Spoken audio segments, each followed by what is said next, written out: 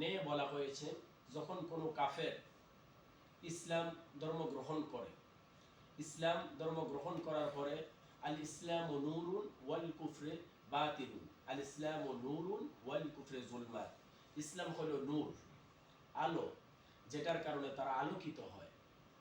যখন তারা ওই ব্যক্তির ন্যায় হয়ে যায়, আর জুলমাতু, জুলমাতু ইয়াউমাল কিয়ামা, জুলুম কিয়ামতের দিন বিষম অন্ধকার হয়ে দেখা দিবে। এখানে জুলমাতুন বলতে অন্ধকারকে বোঝানো হয়েছে। এই ব্যক্তি ওই ব্যক্তির প্রজ্বলিত করলো, ইহা যখন তাহার চারদিকে আলোকিত করলো। ইসলাম ধর্ম গ্রহণ করে তারা নিজেদেরকে আলোকিত করলো। আলোকিত করার পরে তারা যখন মুনাফিকের ভিতরে নিমজ্জিত হয়ে গেল, তখন তারা আবার ঘোর অন্ধকারের ভিতরে প্রবেশ করে ফেলল। আল্লাহ পাক পবিত্র কোরআনে 3টা সূরাকে নাজিল করেছেন। একটি সূরা সূরাতুল মুনাফিকুন, আরেকটি সূরা হলো সূরাতুল মুমিনুন, আরেকটি সূরা হলো সূরাতুল কাফিরুন। এই 3 সূরার মধ্যে আল্লাহ পাক রব্বুল আলামিন মুমিনদেরকে উদ্দেশ্য করে মুমিনদের জন্য সূরাতুল মুমিনুন নাজিল করেছেন। মুনাফিকদেরকে উদ্দেশ্য করে সূরাতুল মুনাফিকুন নাজিল করেছেন। কাফেরদেরকে উদ্দেশ্য করে আল্লাহ পাক রব্বুল আলামিন সূরাতুল কাফিরুন নাজিল করেছেন। মুনাফিকরা হলো ওই ব্যক্তিদের নিয়ে যখন তারা কথা বলে তখন সব ভালো কথা বলতে চেষ্টা করে, যখন তারা মুসলমানদের অনুষ্ঠান আচরণ থেকে তারা দূরভীত হয়, তখন তারা নিজেদেরকে আবার আগের রূপে তারা ফিরিয়ে নেয়।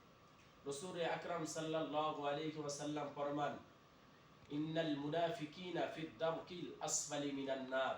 মুনাফিক তো তারাই, মুনাফিকদের শাস্তি হবে এই রকম, তারা একেবারে জাহান্নামের তলদেশে তাদেরকে উপবিষ্ট করানো হবে। যখন তারা তাদের চারদিকে ঘোর অন্ধকার দেখতে পায়, তখন তারা ভীত হয়ে যায়, অন্ধকার আসন্ন হয়ে যায়। দ্বিতীয় আয়াতের মধ্যে বলা হয়েছে সুম্মুম বুকমুন উমিয়ুন ফাহুম লা ইয়ারজিউন। যখন তারা ভীতসন্ত্রস্ত হয়ে যায়, তখন তারা বধির হয়ে যায়। কোন মুসলমান যখন তাদেরকে কোনো কিছু বলে, তারা সেটা শুনতে পায় না, তারা মূর্খ, তারা অন্ধ, সুতরাং তাহারা ফিরবে না।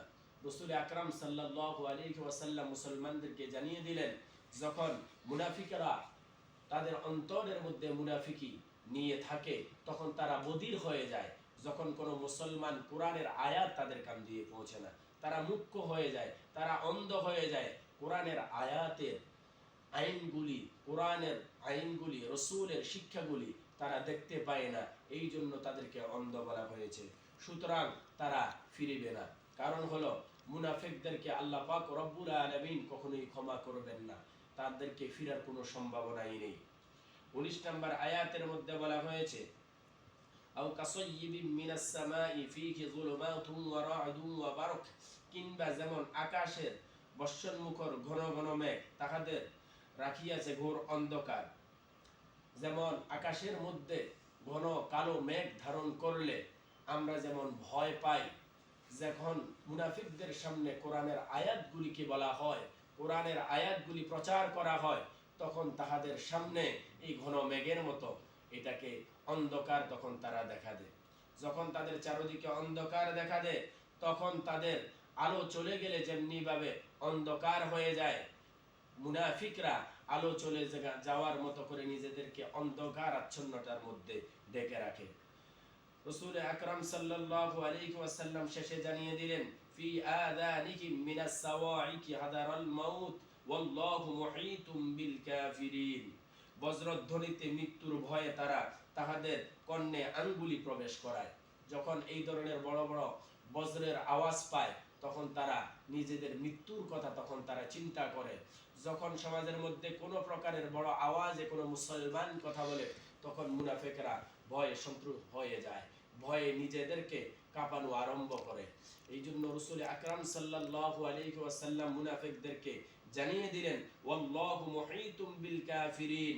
আল্লাহ কাফিরদের পরিবেষ্টন করিয়া রাখিয়াছেন, নিশ্চয়ই তারা আল্লাহ পাক রব্বুল আলামিনের পথ দেখানো পর্যন্ত তারা কখনোই নিজেদেরকে সংযত করতে পারবে না, নিজেদেরকে সংশোধন করতে পারবে না। ওয়াখির দাওয়ানা আনিল হামদুলিল্লাহি রাব্বিল আলামিন ওয়া মা তাওফীকি ইল্লা বিল্লাহ। আসসালামু আলাইকুম ওয়া রাহমাতুল্লাহ।